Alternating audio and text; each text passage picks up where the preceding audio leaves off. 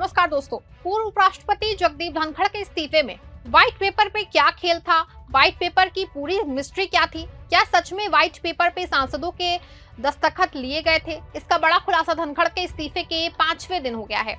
एक और जहां इस खुलासे ने पूरे देश में हड़कंप मचा दिया है, तो दूसरी ओर इस बड़े खुलासे से मोदी सरकार की झूठी वाली कलई भी एक बार फिर से खुल गई है। आपको बता दें कि वही व्हाइट पेपर थे जो धनखड़ के इस्तीफे में सबसे ज्यादा चर्चा का विषय थे।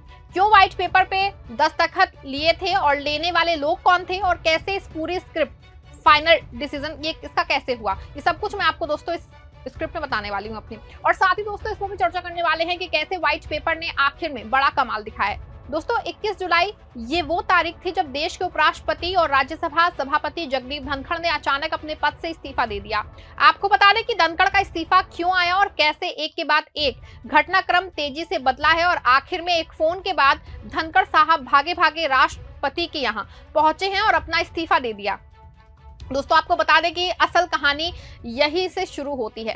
खबरें आई कि धनखड़ के इस्तीफे से ठीक पहले बीजेपी सांसदों से एक व्हाइट पेपर पे दस्तखत करवाए गए थे। हाँ, आपने सही सुना, व्हाइट पेपर यानी कोरे कागज पे साइन। पहले दिन ये बात हर ओर चर्चा का विषय थी, लेकिन दूसरे दिन से ये बात को गोदी मीडिया ने दबा दिया। लेकिन अब ये बात साफ हो गई है कि बीजेपी ने अपने सांसदों से एक व्हाइट पेपर पे साइन लिए थे। लेकिन ये व्हाइट पेपर पे साइन क्यों लिए गए थे और इसका धनखड़ के इस्तीफे से क्या कनेक्शन है? आपको बता दूं दोस्तों कि ये कोई छोटा मोटा मामला नहीं है। ये एक ऐसा षड्यंत्र है जिसने बीजेपी की पोल खोल दी है और इस पोल को खोला है कांग्रेस के फायर ब्रांड नेता अभिषेक मनु सिंघवी ने, जिन्होंने एक प्रेस कॉन्फ्रेंस में सारी सच्चाई देश के सामने रख दी है। अभिषेक मनु सिंघवी ने एक प्रेस कॉन्फ्रेंस का इस दावे की हवा निकाल दी है। ऐसे में सिंघवी ने कहा है कि और मैं उनके शब्दों को ज्यों का त्यों आपके सामने दोस्तों रखती हूं कि बीजेपी के डिक्शनरी में पाखंड मोटी अक्षरों में लिखा गया है। सिंघवी ने तथ्यों के साथ सबूतों के साथ बीजेपी के इस पूरे खेल को बेनकाब किया है। उन्होंने बताया कि 21 जुलाई को कांग्रेस और विपक्षी पार्टियों ने जस्टिस यशवंत वर्मा के खिलाफ एक महाभियोग प्रस्ताव पेश किया गया था, लेकिन बीजेपी ने इस मोशन को रोकने के लिए हर हथकंडा अपनाया और यहीं से शुरू होता है व्हाइट पेपर का खेल। मीडिया रिपोर्ट्स के 21 जुलाई को जब धनखड़ का इस्तीफा हुआ, उससे ठीक पहले बीजेपी सांसदों को रक्षा मंत्री राजनाथ सिंह के ऑफिस में बुलाया गया। दावा किया जा रहा है कि यहाँ सांसदों से कोरे कागज पे दस्तखत कराए गए, वो भी कोरे कागज पे, ना कोई टेक्स्ट ना कोई लेटर हेड, बस साइन करो और निकल लो। अब आप सोच रहे होंगे कि ये कोरे कागज पे साइन क्यों?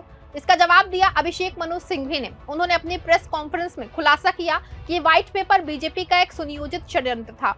इसका मकसद था धनखड़ को हटाने का रास्ता साफ करना और गुजरात लॉबी को और ताकत देना।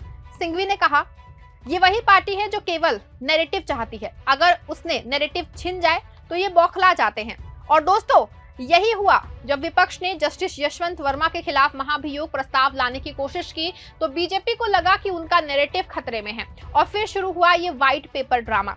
सिंघवी ने साफ साफ कहा है कि धनखड़ के इस्तीफे के पीछे गुजरात लॉबी का बहुत बड़ा रोल था। सिंघवी ने खुलासा किया कि बीजेपी के कुछ बड़े नेता जो गुजरात से ताल्लुक रखते हैं धनखड़ को हटाना चाहते थे क्योंकि वो उनके रास्ते में कांटा बन रहे थे।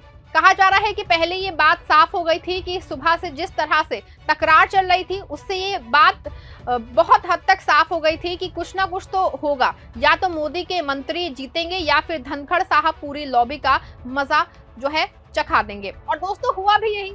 3 राउंड की वार्ता के बाद किसी भी कीमत पे धनखड़ साहब मानने वाले नहीं थे।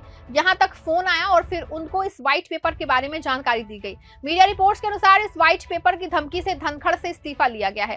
कहा जा रहा है कि मोदी सरकार धनखड़ को हटाने का प्रस्ताव भी ला सकती थी, इसीलिए सांसदों से व्हाइट पेपर पे साइन कराए गए ताकि बाद में उस कागज पे कुछ भी लिखा जा सके। यानी सांसदों को अंधेरे में रख के उनके साइन ले लिए गए, लेकिन कुछ सांसदों को ये बात बताई भी गई कि धनखड़ साहब हर बार गलतियों पे गलतियां करते जा रहे हैं। सिंघवी ने तंज कसते हुए कहा कि ये लोग संसद और संवैधानिक संस्थाओं को अपने कंट्रोल में रखना चाहते हैं। धनखड़ का इस्तीफा उसी दबाव का नतीजा है। एक चुने हुए उपराष्ट्रपति को इस तरह हटाने की साजिश, वो भी अपनी पार्टी के सांसदों के इस्तेमाल करके। अब आते हैं उस महाभियोग प्रस्ताव पे जिसने इस पूरे खेल को शुरू किया।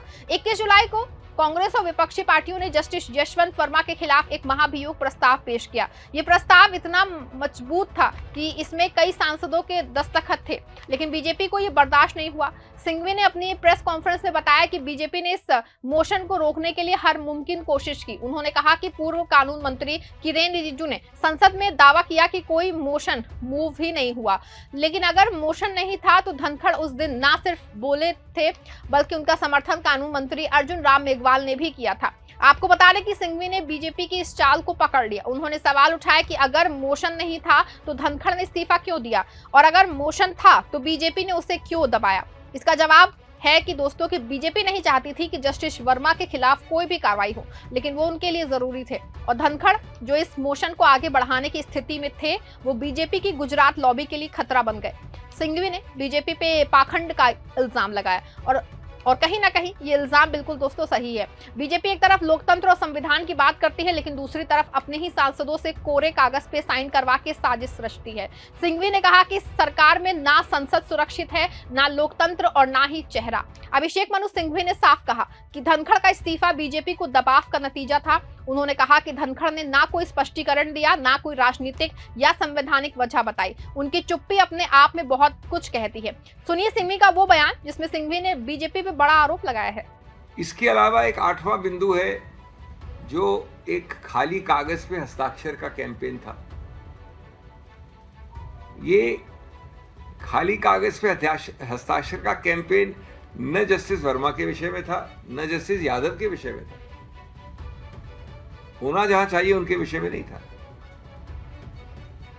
वो तो एक और तीसरा प्रस्तावित भविष्य का प्रस्तावित इंपीचमेंट मोशन की तैयारी की जा रही थी। इसलिए आज ये जानना आवश्यक है कि उस दिन क्या हुआ सरकार के गलियारों में, माननीय राजनाथ सिंह जी के ऑफिस में और धनखड़ जी के अचानक इस्तीफे में। हमारा मानना है कि इसमें एक राजनीतिक एग्जिट है, एक राजनीतिक आवागमन है जिसको लपेटा गया है, कैमोफ्लेज किया गया है एक संवैधानिक झूठ के अंदर। ये सच्चाई है उस दिन की। सिंघवी के बयान के बाद साफ हो गया है कि सांसदों से व्हाइट पेपर पे जो साइन लिए गए थे उसका सीधा मकसद इस्तीफा लेना है, और इसमें गुजरात लॉबी सफल भी रही। लेकिन जब अब इसकी परत दर परत खुल रही है तो बीजेपी कटघरे में खड़ी नजर आ रही है। दोस्तों, आपको इस पूरे मामले पे आपका क्या मानना है? क्या वो व्हाइट पेपर पे साइन सिर्फ इसलिए किए गए थे कि धनखड़ पे प्रेशर बनाया जाए, और अगर प्रेशर से भी ना हटे तो उनके खिलाफ विश्वास प्रस्ताव ला करके उनको हटा दिया जाए? आप अपनी राय कमेंट में जरूर लिखिएगा और इस खबर को लाइक और शेयर करिएगा।